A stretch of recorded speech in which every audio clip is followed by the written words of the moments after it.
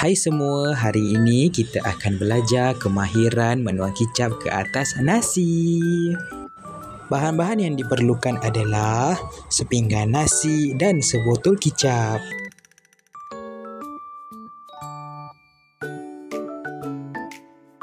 Langkah yang pertama adalah murid mengangkat tangan kanan.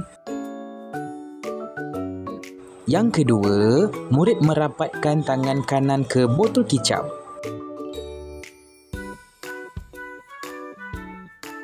Langkah yang ketiga, murid menggenggam botol kicap dengan tangan kanan.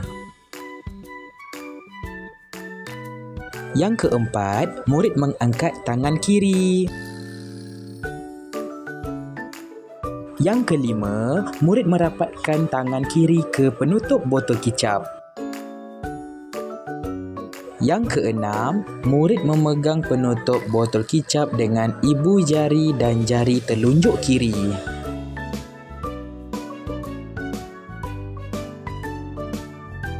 Yang ketujuh, murid membuka penutup botol kicap. Buka. Macam tu. Yang ke-8, murid melepaskan penutup botol kicap pada tangan kiri. Yang ke-9, murid menurunkan tangan kiri. Turun je. Yang ke-10, murid mengangkat botol kicap dengan tangan kanan. Yang ke-11, murid merapatkan penutup botol kicap ke atas nasi. Dekatkan je macam tu. Pandai. Yang ke-12, murid menuangkan kicap ke atas nasi. Okey, tuang pelan-pelan tau. Satu. Okey. Yang ke-13, murid menegakkan semula botol kicap. Yang ke-14, murid meletakkan botol kicap di atas meja. Okey, letak je. Allah bergegau. Yang ke-15, murid mengangkat tangan kiri. Yang ke-16, murid merapatkan tangan kiri ke penutup botol kicap.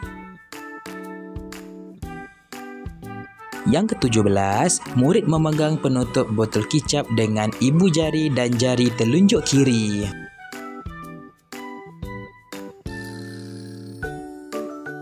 Yang ke-18, murid menutup penutup botol kicap dengan tangan kiri. Yang ke-19, murid melepaskan penutup botol kicap pada tangan kiri. Yang ke-20, murid menurunkan tangan kiri. Yang ke-21, murid melepaskan botol kicap pada tangan kanan. Dan yang terakhir, murid menurunkan tangan kanan. Sampai di situ sahaja video daripada saya, Muhammad Farhan Linggi bin Muhammad Aswad Linggi. Sampai jumpa.